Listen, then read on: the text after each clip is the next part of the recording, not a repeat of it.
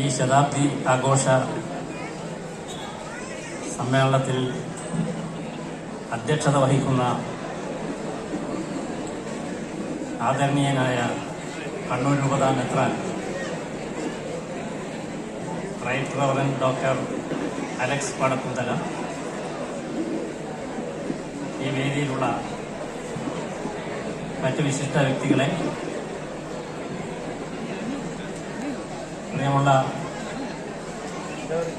പൂർവ്വ അധ്യാപകരെ, നിലവിലുള്ള അധ്യാപകരെ, രക്ഷിതാക്കളെ, വിദ്യാർത്ഥികളെ, ഈ വിദ്യാലയത്തിൻ്റെ എല്ലാ വളർച്ചയിലും താല്പര്യം പ്രകടിപ്പിക്കുന്ന ഈ സദസ്സിലുള്ള എല്ലാ വ്യക്തികളെ, ഇതിൻ്റെ ഒരു സംഘാടക സമിതി രൂപീകരണ സമയത്ത് ഈ വിദ്യാലയത്തിൻ്റെ ചരിത്രം ചുരുങ്ങിയ വാക്കുകളിൽ ഞാൻ വിശദീകരിക്കുന്നുണ്ടായി. ഇവിടെ ആമുഖമായി വളരെ വിശദമായി തന്നെ കാര്യങ്ങൾ അവതരിപ്പിച്ചതുകൊണ്ട് ഈ ആശംസാ പ്രസംഗ വേളയിൽ അതെല്ലാം ആവർത്തിക്കാൻ ഉദ്ദേശിക്കുന്നില്ല. ഞാൻ പൂർവ്വ അധ്യാപക പ്രതിനിധിയാണ്. ആ നിലയിലാണ് ആശംസാ പ്രസംഗം നടത്താൻ എന്നെ ക്ഷണിച്ചിട്ടുള്ളത്. ഞാൻ പൂർവ്വ വിദ്യാർത്ഥിയാണ്. അതുപോലെ തന്നെ PTA ഒരു കാലത്തെ സെക്രട്ടറിയുമായിരുന്നു. ഈ നിലകളിലെല്ലാമാണ് ഇവിടെ നിങ്ങളെ അഭിമുഖീകരിച്ചുകൊണ്ട് സംസാരിക്കാനുള്ള ഒരവസരം എനിക്ക് ലഭിച്ചിട്ടുള്ളത്.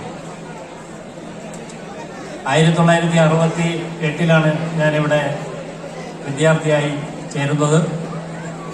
1973 SLC പാസ്സായത്. എൻ്റെ 2 അധ്യാപകർ ഇവിടെ ഉണ്ട്, മുമ്പിൽ ഇരിക്കുന്നുണ്ട്. BP ലക്ഷ്മണൻ മാസ്റ്ററും ശ്രീകുമാരൻ മാസ്റ്ററും ഇവിടെ ഇരിക്കുന്നുണ്ട്. ബാക്കി പലരും എൻ്റെ സഹപ്രവർത്തകരായി ഇവിടെ ജോൺസൺ മാസ്റ്റർ ഇവിടെ ഉണ്ട്. അതുപോലെ തന്നെ എൻ്റെ സഹപ്രവർത്തകരാണ് മറ്റുള്ളവർ. ഈ വിദ്യാലയത്തെക്കുറിച്ച് പലരും പറയുമ്പോൾ ഇന്ത്യയുടെയോ ഈ ലോകത്തിൻ്റെയോ ഭൂപടം വരക്കുമ്പോൾ സെന്റ് ജോസഫ്സിന്റെ ചുമരുകൾ സ്പർശിക്കാതെ വരക്കാൻ കഴിയില്ല എന്ന് പറഞ്ഞു കേട്ടിട്ടുണ്ട്. കടലോരത്തെ അതിരിൽ സ്ഥിതി ചെയ്യുന്ന ഈ സെന്റ് ജോസഫ്സ് ലോക ഭൂപടത്തിൽ തന്നെ സ്ഥാനം പിടിച്ച ഒന്നാണ്. ഈ വിദ്യാലയം സ്ഥാപിക്കപ്പെട്ടതിനെ കുറിച്ച് പറഞ്ഞു. 1498 മെയ് മാസം 20 പോർച്ചുഗീസ് കച്ചവട സംഘം വാസ്കോഡ ഗാമയുടെ നേതൃത്വത്തിൽ കാപ്പാട് കപ്പലിറങ്ങുകയുണ്ടായി. വാസ്കോഡ ഗാമ തന്നെ ഈ നാട്ടിൽ 3 തവണ വന്നു. അതോടൊപ്പം തന്നെ പല പല കച്ചവട സംഘങ്ങളും വന്നു. കച്ചവടക്കാരോടൊപ്പം മെഷീനറിമാരും വരികയുണ്ടായി. കടലോരത്തെല്ലാം മെഷീനറി പ്രവർത്തനം നടത്തുന്നതിന് വേണ്ടി അവർ സന്നദ്ധമായി. ആ ഒരു ഘട്ടത്തിലാണ് 1579 ക്രിസ്തു വർഷം 1579 തലശ്ശേരിയിൽ താമസിച്ച പോർച്ചുഗീസ് കച്ചവടക്കാരനായ ഡൊമിംഗോ റോഡ്രിക്സ്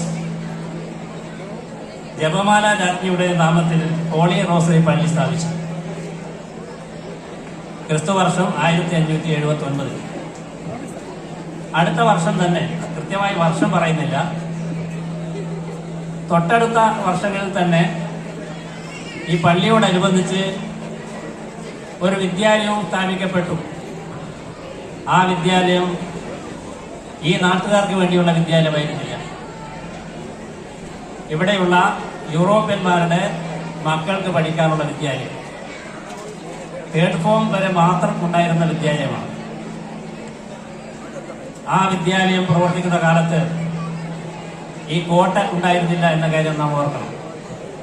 ഇവിടെ ഒരു വേള പരാമർശിച്ചത് ഈ കോട്ടയുടെ മുറ്റത്ത് ആരംഭിച്ച വിദ്യാലയം എന്നാണ്. ഈ പള്ളി സ്ഥാപിക്കുമ്പോൾ, ഈ വിദ്യാലയം സ്ഥാപിക്കുമ്പോൾ കോട്ട ഉണ്ടായിരുന്നില്ല. കോട്ട 1708 ആഗസ്റ്റ് മാസത്തിൽ മാത്രമേ നിർമ്മിക്കപ്പെടുകയുണ്ടായുള്ളൂ. അങ്ങനെ യൂറോപ്യൻ മിഡിൽ സ്കൂൾ എന്ന രീതിയിൽ പ്രവർത്തിച്ചു വന്ന ഈ വിദ്യാലയം 1922 ഇന്ത്യൻ മിഡിൽ സ്കൂൾ എന്ന രീതിയിൽ മാറിയിട്ടുള്ളത്. ഇന്ത്യൻ മിഡിൽ സ്കൂൾ സ്ഥാപിക്കുന്നതിന് നേതൃത്വം നൽകിയത് ഇറ്റാലിയൻ ഫാദർ ജോൺ ബാപ്റ്റിസ്റ്റ് ഗലാൻഡ ആയിരുന്നു. അദ്ദേഹത്തെ കണ്ട ഒരു പൂർവ്വ വിദ്യാർത്ഥി ഉണ്ടായിരുന്നു. മുമ്പൊരിക്കൽ ഇവിടെ നടന്ന ഒരു സമ്മേളനത്തിൽ ഈ ഫാദറിനെ കണ്ട കാര്യം ആ പൂർവ്വ വിദ്യാർത്ഥി പറയുകയുണ്ടായി. അദ്ദേഹം മൂർക്കോത്ത് രാമണ്ണി IAS അവർകളാണ്. 1922 ആദ്യ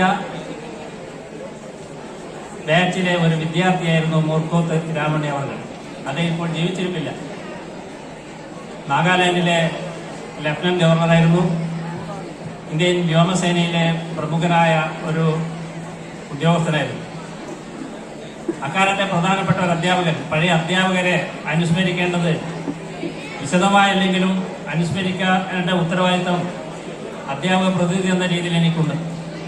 അക്കാലത്തെ വളരെ പ്രധാനപ്പെട്ട ഒരു അധ്യാപകൻ മലയാള ചെറുകഥ സാഹിത്യ രംഗത്തെ ആദ്യ പഥികനായ മൂർക്കോത്ത് കുമാരനാണ്.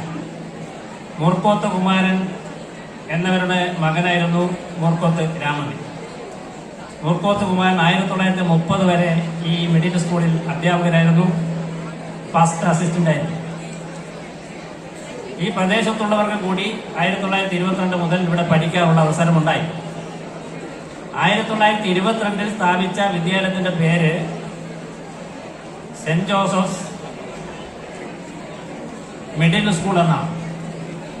യഥാർത്ഥത്തിൽ ഇപ്പോൾ ശതാബ്ദി ആഘോഷിക്കുന്നത് സെന്റ് ജോസഫ്സ് മിഡിൽ സ്കൂളിൻ്റെതാണ്.